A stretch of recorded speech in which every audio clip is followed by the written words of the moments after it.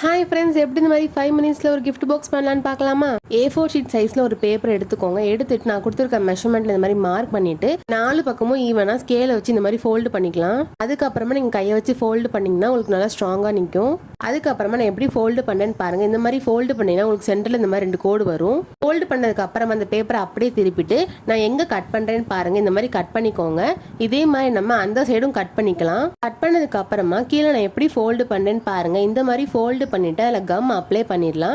Come apply பண்ணிட்டு நான் எப்படி ஒட்டுறேன்னு பாருங்க. இதே மாதிரி நம்ம அந்த சைடும் ஒட்டிக்கலாம்.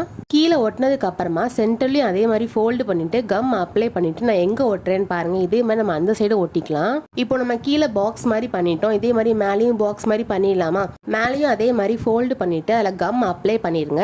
அடுத்து நான் எப்படி ஒட்டுறேன்னு பாருங்க. இப்போ உங்களுக்கு பாக்ஸ் மாதிரி வந்துடும். மேலே டிசைன் கொடுக்கறதுக்காக இந்த மாதிரி குட்டியை கட் பண்ணி ஒட்டியிருக்கேன். நீங்க யாருக்காவது கிஃப்ட் கொடுக்க போறீங்கன்னா இந்த ஐடியாவை ட்ரை பண்ணி பாருங்க. நான் இதுக்குள்ள நான் பண்ண ஹேண்ட்மேட் கிஃப்ட்ஸ் தான் வச்சிருக்கேன். கடைசியா ஃபைனல் டச்சுக்காக மேலே இந்த மாதிரி நான் டெக்கரேஷன்ஸ் பண்ணிருக்கேன். இப்போ நம்ம ஓபன் பண்ணி பார்த்துடலாமா? இந்த கிஃப்ட் பாக்ஸ்க்குள்ள நான் ஃபர்ஸ்ட் ஒரு ரிங் பாக்ஸ் தான் வச்சிருக்கேன். இதுக்குள்ள நம்ம ரிங் வச்சுக்கலாம். நீங்க யாருக்காவது ரிங் கொடுக்கணும்னு நினைக்கிறீங்கன்னா பாக்ஸோட கொடுக்காம இந்த மாதிரி ட்ரை பண்ணி பாருங்க.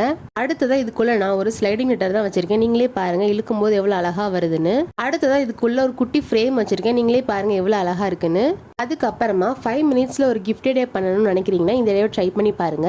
இதே மாதிரி இன்னும் நிறைய ஹேண்ட்மேட் கிஃப்ட்ஸ் நான் என் சேனல்ல அப்லோட் பண்ணிருக்கேன். மறக்காம செக் பண்ணி பாருங்க. இந்த ஐடியா உங்களுக்கு ஹெல்ப்ஃபுல்லா இருந்திருக்கும்னு நினைக்கிறேன். மறக்காம வீடியோக்கு லைக் அண்ட் சப்ஸ்கிரைப் பண்ணிருங்க. பாய்.